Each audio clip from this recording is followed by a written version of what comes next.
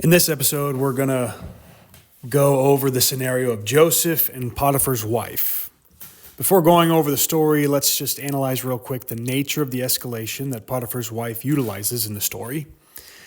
Now, the lines that separate the degrees of sexual violence vary depending on country and state, but if you'll let me talk about it in general terms, I'll try to give an example of what the echelons are.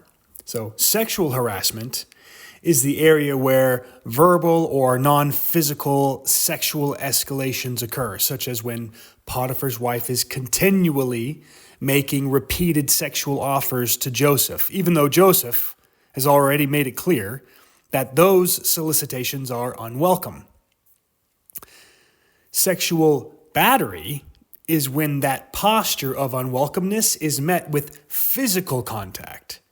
And it's usually preceded by a sexual assault, which are indicators that the perpetrator is clearly posturing to inevitably turn things physical. Aggravated sexual battery is when the type of sexual contact is of a violent or threatening nature and is the second to last escalation before the scenario of rape. Okay, so the overview of Genesis 39 is that Joseph, he gains all the trust of Potiphar and has been given free access to Pharaoh's quarters and his domain in order to do his job. In the middle of this, Potiphar's wife expresses her interest in sleeping with Joseph, which Joseph rebuts. The text says in verse 10, "And as she spoke to Joseph day after day, he would not listen to her, to lie beside her or be with her." First, she verbally communicates her interest, which is merely a sinful proposition and attempt at seduction, and she fails. Then it says she continues on to remind Joseph of this proposition. It says day after day, which because of its constantly being rejected is entering into the danger zone of sexual harassment, okay?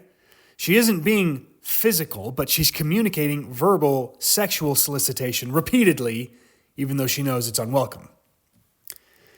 Just to start with some practical advice, I have been solicited several times before by prostitutes, and it's pretty simple to just say no and move on. But I did have this one prostitute who would follow me around in the public square and would not stop bothering me. I remember saying that I'm not interested and that I didn't want her to, bother me, but she did keep bothering me. She did keep bothering me, yada, yada, yada.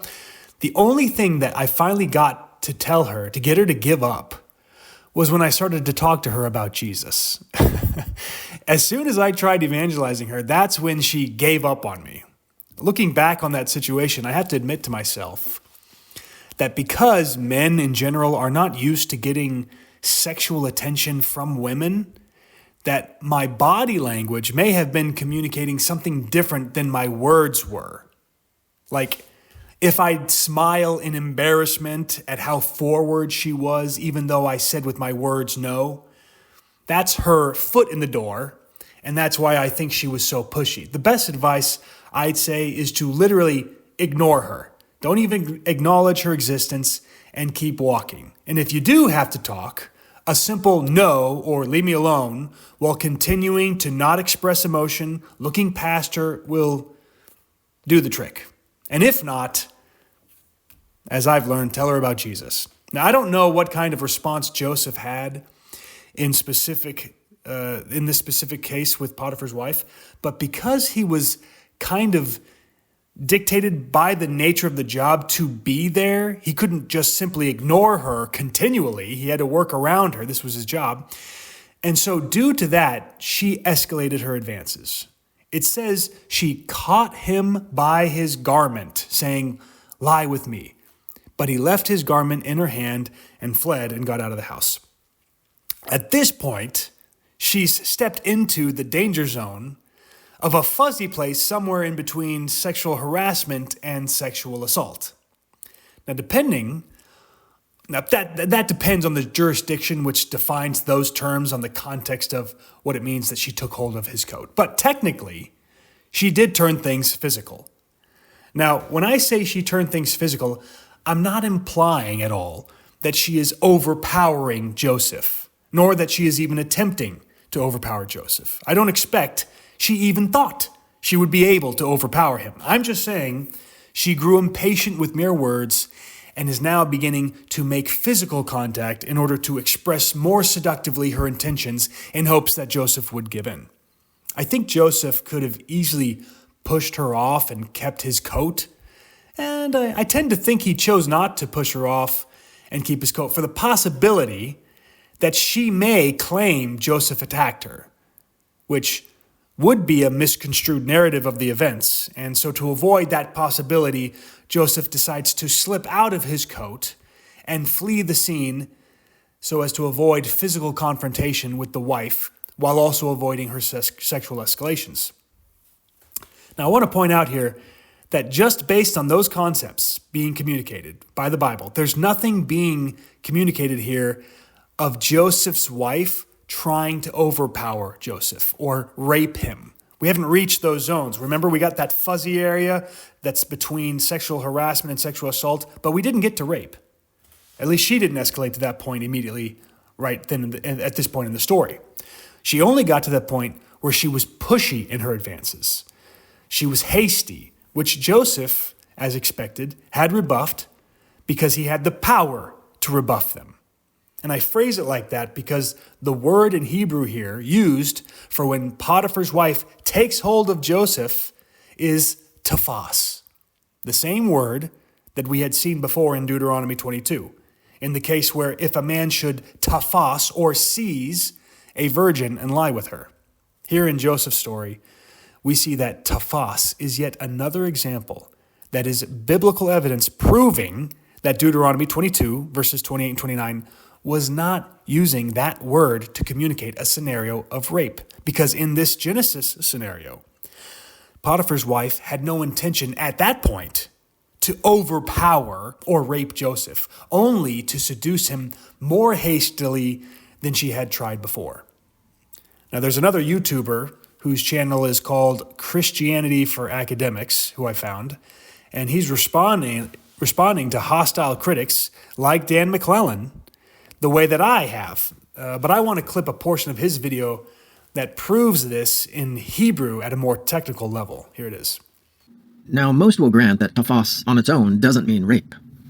But some claim that when a human being is its direct object, or when it's followed by the verb shakav, it does refer to rape. Every time the direct object of this verb is a human, it is about force. It is about physical restraint. Tafas, when the object is a person, always refers to forcible seizure of someone. So the verb tafas all by itself does not refer to a forcible sexual act, but when used in conjunction with the verb shachav, to lie with, that's precisely what it means. In fact, the NIV translates the phrase utfasa veshakav ima as and rapes her.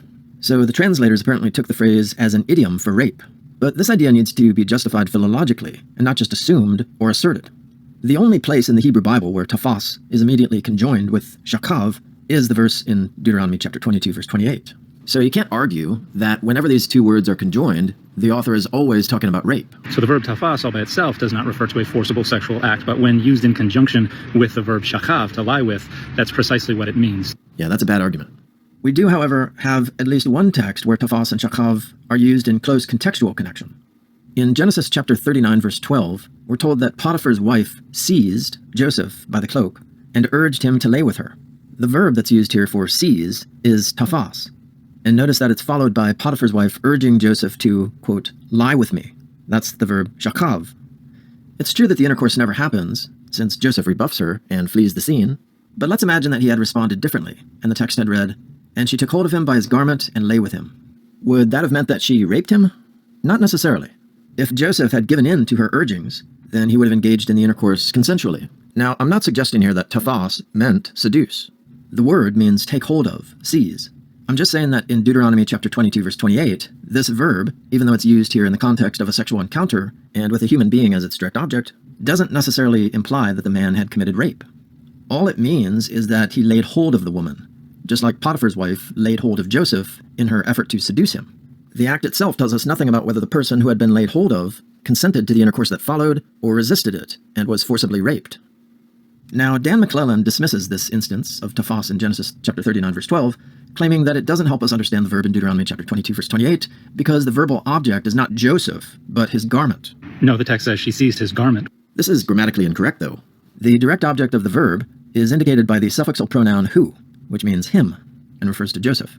Potiphar's wife seized Joseph, and did so by taking hold of his garment. But the garment isn't the verbal object. Joseph is.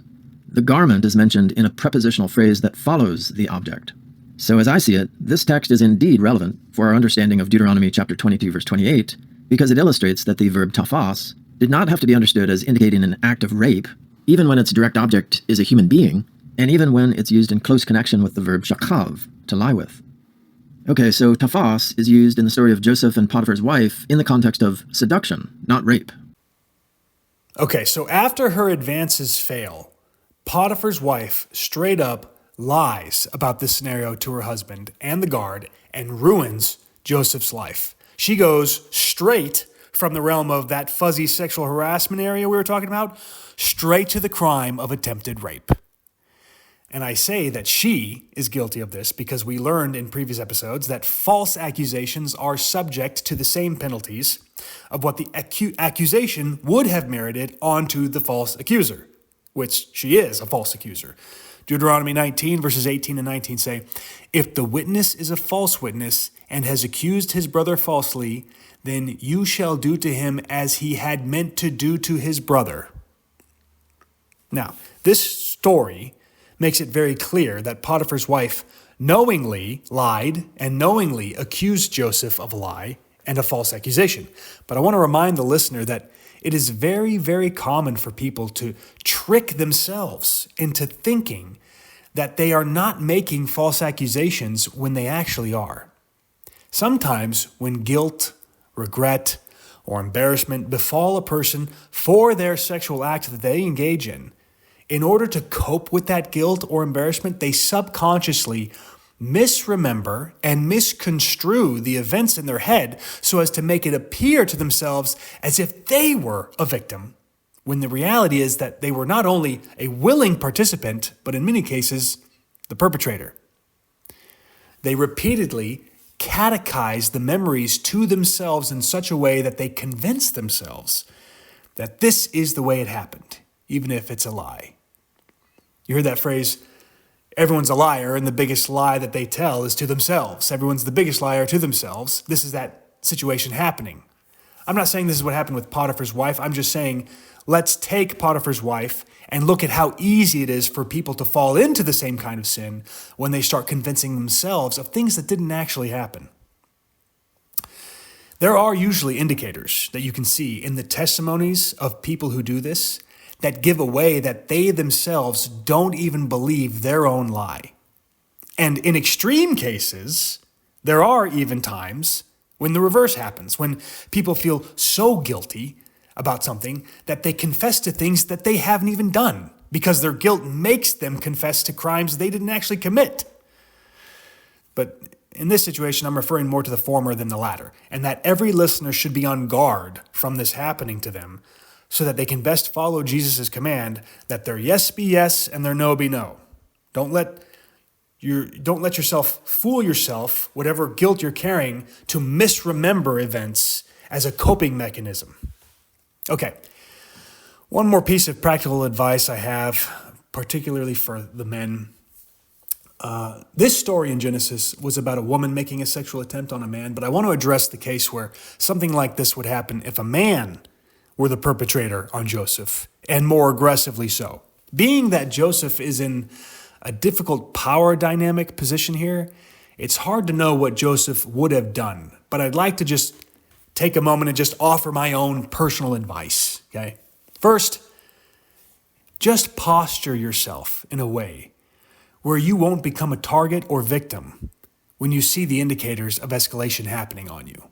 But if you can't avoid that, define for yourself what your boundaries are and define for yourself what your reaction will be immediately if anyone should cross any of those defined boundaries. You need to do this for yourself prior to being in any of those conflicts, because in the middle of a conflict as it's happening, you won't have enough time to think about it, and that hesitation will lead to your victimhood. So when you have time to think about it, think on it, and then commit to it. I remember when the Me Too movement was sweeping across the United States, really across the West in general, and there was one celebrity that I remember. His name is Terry Crews. He joined that movement to complain about an altercation that he had had at some red carpet affair. I don't remember which one it was, but he was complaining to the government about he, as a man, had been sexually assaulted. I want to play a clip of that for my viewers because I found it to be a very disappointing clip, not only for what had happened to Terry Crews, but also for how Terry Crews had handled it. I mean, here's this muscular, athletic, and supposedly powerful figure just crawling to the old and weak Dianne Feinstein, asking her to solve his problems. You know, he's got all this muscle, and for what? Nothing. I don't want to be in that position, and I don't want my listeners to be there either. So here's the clip. Then, in 2016, while at a party with my wife, I was sexually assaulted by a successful Hollywood agent. The assault lasted only minutes, but what he was effectively telling me while he held my genitals in his hand was that he held the power, that he was in control. You know, the first reaction was to be violent. And I immediately held back. Why weren't you? You're a big, powerful man. Why didn't you? Senator, as a black man in America, Say it as it is. I think it's important. you only have a few shots at success. You only have a few chances to make yourself a viable member of the community. I'm from Flint, Michigan. I have seen many, many young black men who were provoked into violence. And they were in prison, or they were killed, and they're not here. My wife, for years, prepared me. She said, if you ever get goaded, if you ever get prodded, if you ever have anyone try to push you into any kind of situation, don't do it. Don't be violent. And she trained me. I'll be honest with you. It was the strength of my wife who trained me and told me, if this situation happens, let's leave. And the training worked. Terry Crews never took the time to sit down, to define what his boundaries are, nor did he take the time to teach himself about how he would react, and he never committed to it. And that man used to be a football player. I've been there. We've all been there. A lot of us have been there. In those environments where men get conditioned to being okay with behavior that is not okay in those environments. You know, I'm talking about like when you're in the locker room or those other like athletic environments. I call it slap-ass antics start coming out of the woodwork. In sports locker rooms or whatever, guys under the guise of joking around will get comfortable slapping each other on the ass, and then some will push the envelope into homoerotic joking or horseplay that those who were in that environment and got used to it just thought of it as a fun and games kind of thing and they didn't take it too seriously. I bet that's what happened to Terry Crews. He was so used to this in his sports career and Macho Man movie set career that he didn't think twice about it until one day this gay perpetrator just outright groped him in a way that he was offended by, but he didn't know what to do in the moment because other times stuff like that happened to him. He thought of it as a stupid joke or something he'd laugh off, but now it wasn't that. And that confusion caused hesitation, and the window of opportunity for self-defense had slipped by him. When the fact is, he should have immediately punched that perpetrator in the face, okay? Now, Terry says his wife trained him to be docile. I don't believe that for a second. Terry is psychologically weak. He never took those advances from other people seriously. And so now he initially didn't take it seriously from this perpetrator either. And it felt inappropriate to him to react in a violent defense because he didn't commit to his boundaries. He says it's because he's a black man and he's fearful of losing his job. Look, you got to define what that boundary is beforehand, okay? For me, I personally encourage people that if you think you'll lose your job over something like that, you don't belong in that place of work at all anyway, and they don't deserve you. I personally would rather be arrested knowing that I stood on business than to end up going to an old lady asking her to solve it for me, and on national television, no less. She ain't gonna do crap. That was a pathetic response, in my opinion, by Terry Crews. And I just want my viewers to see that image of this strong macho man groveling before Dianne Feinstein for help. Dude, solve your own problems in the moment. Don't go to some old lady to solve them for you. And I just want to tell you all, don't be Terry Crews. Solve the problem in the moment when it happens. Know your boundary line so that you know when that moment is. And you can stand tall and proud no matter what the fallout is afterward because you decided beforehand what you were willing to risk and you're happy to live with that. I'm telling you, if you do that boldly, other people will see it too and respect you for it.